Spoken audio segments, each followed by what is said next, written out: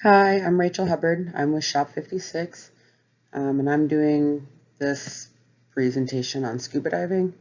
Um, I definitely wouldn't say that I'm an expert by any means, but it's something that I really love doing.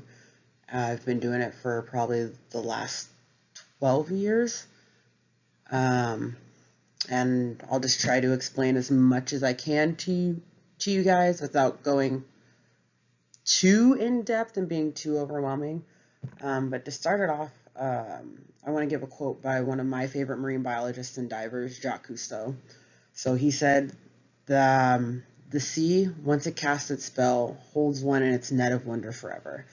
And I see that to be completely true. The moment I started diving and got under the water, I was hooked. The sea grabbed me in and just took over all of my fascination between the beauty and the calmness and the quiet and just the vastness of possibilities that are down there. It's a life-changing experience that I honestly think that everybody needs to do at one point in their life. So before you decide to go and jump in the water, I definitely recommend training. Um, so when you decide you want to scuba dive, you find a dive shop. Any of the local dive shops offer courses, so you start with open water. So in the open water diving class, it gets you familiar with equipment and getting comfortable in the water, and that course allows you to dive down to 60 feet. Once you complete that course, you go to advanced open water. That class gets you a little bit more in depth, teaches you a little bit more about navigation and figuring out like compass readings and how to figure out where you are and how to get back to where you came from. And it also lets you go to 130 feet. Once you complete that, if you want to continue your training, you can become a rescue diver. So with rescue divers, they help to solve and prevent problems before they happen. Um, so dive accidents don't happen very frequently, but there are a lot of things that can go wrong with diving, and it's good to know how to prevent them, or if they do happen, how to solve the problems once you get there. Once you complete your rescue diver, there's a couple of avenues you can go. You can decide if you want to be a dive master, and to be a dive master, you need to have up to a rescue diver certification. You have to have at least 40 log dives, and in order to complete that certification, you have to have 60 dives. If you decide that you don't want to be a dive master, because once you hit dive master, from there you can go on to be an instructor or whatever. And if you decide that teaching isn't something that you want to do when it comes to diving, after you get your rescue diver, you can just be a master scuba diver. So with that, you have your rescue. You need to have a minimum of 50 log dives to become a master diver, and you have to complete 5 specialty dive courses. So there's more than 20 specialty dive courses. You could do night diving, you could do wreck diving, boat diving, drift diving, underwater photography. Like there's so many different choices once you get to this point. It all just depends on where does your fascination taking you? Like how far do you really want to go with your diving? Okay, next we have gear. So your scuba gear is going to be very important, especially if you're diving around here in the Pacific Northwest. The main thing you really need, especially to keep your body warm and all of that, is a good dive suit.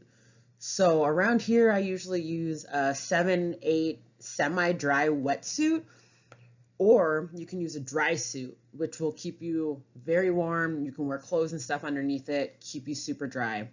You're also going to need a mask, your snorkel, fins to help you move around.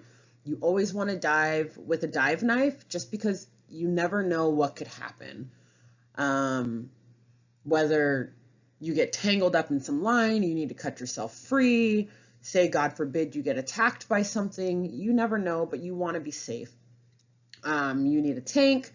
You need a BCD, which is your buoyancy control device, and that controls pretty much where you are at in the water. And with that BCD, you're going to have extra weight. You need that extra weight to help you to control your buoyancy. Because if you have no weight on you, even with your gear, yeah, you'll sink down a little bit, but you won't actually get to go down to the depths where you need to be. But you don't want to have too much weight, because then you're just sinking down to the bottom and laying there. And then that's no fun. You've got your regulator with your octopus so you can breathe. You've got your instruments like your compass, your dive watch, or a computer that kind of shows you how much air you've got in your tank, how long you've been diving. It'll help to show you the rate in which you need to ascend back up safely to where you're not creating any harm to yourself. And then you also need a flashlight.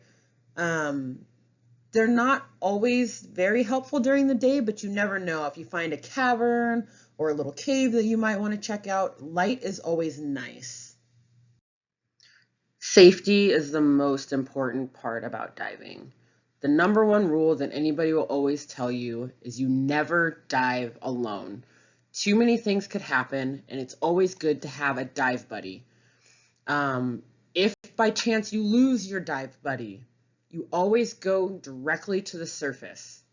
If you can't find them, you shoot up to the surface, you'll look around, who knows, maybe your dive buddy went up, got lost, discombobulated or whatever, and they're back at shore. So if you're lost, can't find your dive buddy, shoot up to the surface, and who knows, maybe they're up there waiting for you. Also, hand signals are going to be your best friend down there. That way you guys can communicate with each other, letting people know if there's a shark nearby, or if you're running out of air, or, oh, you lead, I'll follow you, whatever it may be. Those are super helpful. These are some of the common hand signals that you'll see to let your buddy know kind of what you're thinking and what's going on. I have the picture of the shark. There's not a thing on here for like if a shark's around, but this is the signal that you give to your buddy if you do see a shark around. So I want to thank all of you guys for taking the time to listen to my speech. And I'm going to end it with one last quote from Jacques Cousteau. And he said, "From birth, man carries the weight of gravity on his shoulders. He is bolted to the earth, but man has only to sink beneath the surface and he is free."